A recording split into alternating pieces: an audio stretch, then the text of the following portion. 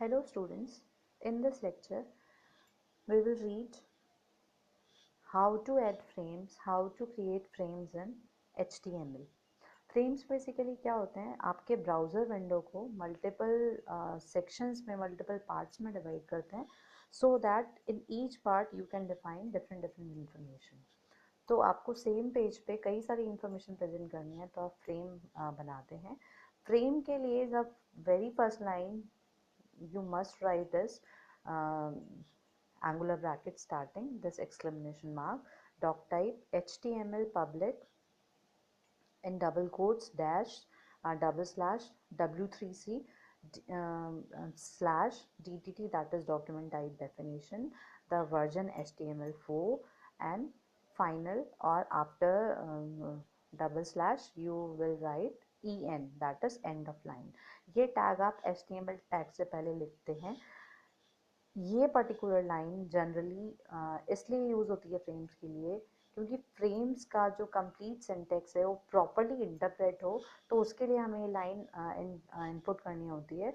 क्योंकि फ्रेम्स जो रिकग्नाइज होते हैं वो W3, that is world wide consortium से रिकग्नाइज होते हैं, इसलिए हमें ये वाली लाइन इंक्लूड करनी चाहिए हमारे कोड में जब हम फ्रेम्स बना रहे हैं। तो आप देख पा रहे हैं कि ये लाइन हमने जब लिखी उसके बाद में हम HTML डिफाइन कर रहे हैं, फिर हम हेड सेक्शन डिफाइन कर रहे हैं, हेड में हमने टाइटल डिफाइन कर दिया, टाइटल डिफाइन करने के बाद में ही हम फ्रेम्स बना रहे हैं। तो फ्रेम्स बनाने के लिए जो मेन टैग्स हम यूज़ करते हैं, the tags are frame set and frame. Frame set tag generally हम फ्रेम के लेआउट बनाने के लिए यूज़ करते हैं। लेआउट मीन्स आप अपने वेब ब्राउज़र की जो एरिया है, वेब ब्राउज़र की जो डिस्प्ले स्क्रीन है, उसको कितने सेक्शंस में डिवाइड करना चाहते हैं वो सेक्शंस आप फ्रेम सेट के थ्रू डिफाइन करते हैं। वो बाउंड्रीज, उन सेक्शंस की बाउंड्रीज आप फ्रेम सेट के थ्रू डिफाइन करते हैं। फ्रेम सेट जो आपका टैग है, इसके एट्रीब्यूट्स होते हैं कॉल्स एंड रोज। अगर आप कॉल्स में डिवाइड कर रहे हैं दैट मीन्स आप दो वर्टिकल सेक्शंस में अपने कोड को अपने सेक्शन को डिवाइड कर रहे हैं, अपने डिस्प्ले स्क्रीन को डिवाइड कर रहे हैं। और अगर आप रोज फ्रेम सेट में रोज एट्रीब्यूट यूज कर रहे हैं तो उस केस में आप क्या कर रहे हैं कि आप रो वाइज अपने डिस्प्ले एरिया को डिवाइड कर रहे हैं अपने वेब पेज पे। तो कॉल्स एंड रोज आप दोनों भी यूज़ कर सकते हैं। जब आपको वर्टिकली भी स्प्लिट करना हो अपने सेक्शन को, अपने स्क्रीन को, और जब आपको हॉरिजॉन्टली भी स्प्लिट करना है तो उस केस में आप कॉल्स एंड रोज दोनों एट्रीब्यूट्स फ्रेम सेट टैग में यूज़ कर सकते हैं। उसके बाद में जब हमने फ्रेम सेट डिफाइन कर दिया, उसके बाद में हम फ्रेम टैग यूज़ करेंगे। फ्रेम टैग के जो मेन एट्रीब्यूट्स होते हैं उनमें the main attribute is SRC। SRC में हम डिफाइन करते हैं कि जो सेक्शंस आपने डिवाइड करे हैं उन सेक्शंस में आपको क्या प्रिंट करना है, तो उस फ्रेम की कोडिंग आप वहाँ पे, उस फ्रेम का एड्रेस आप वहाँ पे डालेंगे। जैसे frame1.html आपने डाला तो frame1.html कहाँ पे प्रिंट होगा। इस एग्जांपल में हम क्या कर रहे हैं, आपकी जो स्क्रीन है उसको दो पार्ट्स में, दो इक्वल पार्ट्स में डिवाइड कर रहे हैं। First part is of 50%, 50% screen का जो 50% एरिया है, हाफ एरिया है, वो फर्स्ट पार्ट हो गया। नेक्स्ट वाला जो हाफ एरिया है वो आपका सेकंड पार्ट हो गया। तो फर्स्ट पार्ट में क्या प्रिंट होगा, जो कोडिंग आपने frame1.html में लिखी है, और सेकंड पार्ट में क्या प्रिंट होगा, जो कोडिंग आपने frame2.html में लिखी है। जैसा कि आप नीचे वाले फ्रेम में देख पा रहे हैं, frame2 आप वहाँ पे SRC में इंक्लूड कर रहे हैं। फ्रेम के और एट्रीब्यूट्स क्या होते हैं, बॉर्डर एंड नेम। अगर आपको उस फ्रेम को बॉर्डर प्रोवाइड करना है तो आप बॉर्डर में उसकी कुछ वैल्यू देंगे, और साइमल्टेनियसली फ्यूचर रेफरेंसेस के लिए आप नेम एट्रीब्यूट यूज़ करते हैं जिसमें उस फ्रेम का कोई भी नेम आपने दे दिया। जैसे सपोज हमने यहाँ दे दिया frame1 और नेक्स्ट वाले फ्रेम में हम नेम दे रहे हैं frame2। फ्रेम का हमने क्लोजिंग टैग भी लगाया, जैसे ही हमने फ्रेम का स्टार्टिंग टैग में वैल्यूज़ एंटर कर दी तो साथ ही साथ हमने क्लोजिंग टैग भी लगाया। फिर नेक्स्ट फ्रेम के लिए हम नेक्स्ट फ्रेम टैग स्टार्ट करेंगे और उसका क्लोजिंग टैग लगा के फाइनली हम फ्रेम सेट को क्लोज कर देंगे। अब हम हेड को क्लोज कर रहे हैं और फिर हम बॉडी में अभी हमने कुछ नहीं लिखा और हम फाइनली HTML को क्लोज कर रहे हैं। अगर इस प्रोग्राम का हमें आउटपुट देखना है तो आप देख सकते हैं कि ये कुछ इस तरह होगा। ये देखिए, आपकी डिस्प्ले स्क्रीन दो इक्वल पार्ट्स में डिवाइड हो गई है। फर्स्ट पेज पे वो पार्ट प्रिंट होगा जो आपने frame1.html में लिखा है।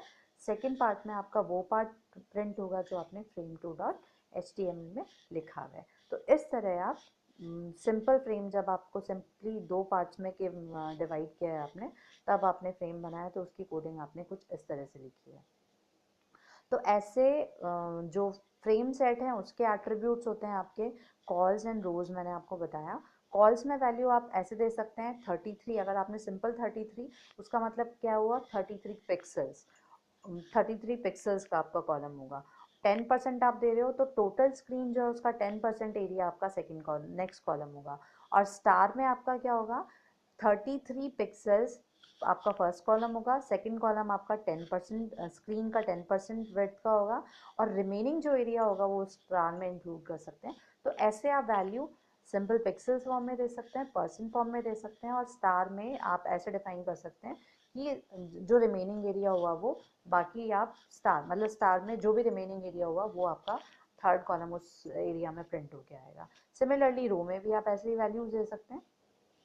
Second is your row attribute. Third attribute is border attribute. Fourth attribute is frame border.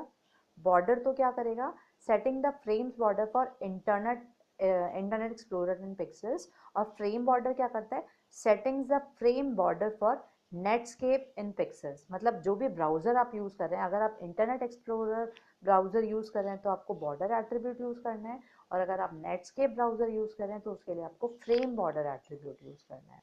Next type of attribute is frame spacing. अगर जैसे आप मल्टीपल फ्रेम्स बना रहे हैं एक पर्टिकुलर वेब एरिया में, तो उस में जितने भी फ्रेम्स बना रहे हैं उन फ्रेम्स के बीच में आपको स्पेसिंग देनी है, वो आप फ्रेम स्पेसिंग एट्रीब्यूट के थ्रू देते हैं। The next attributes are frame border of these attributes are of frame tag, frame border, frame spacing, margin width. Margin width का क्या मतलब है आपको फ्रेम में मतलब फ्रेम में आप कुछ भी लिख रहे हैं तो मार्जिन सेट कर रहे हैं, तो विड्थ दोनों मतलब लेफ्ट और राइट में आपको जो मार्जिन देना है, और मार्जिन हाइट में टॉप और बॉटम में आपको जो स्पेस देना है उसको आप मार्जिन विड्थ और मार्जिन हाइट के थ्रू रिप्रेजेंट कर रहे हैं। फिर नेम आपका एट्रीब्यूट हुआ फ्रेम टैग का। नेक्स्ट आपका एट्रीब्यूट हुआ नो रीसाइज। अगर आपको जो आप फ्रेम बना रहे हैं उसकी साइज को बढ़ाना या कम नहीं करना है तो उस केस में आप नो रीसाइज एट्रीब्यूट यूज करते हैं।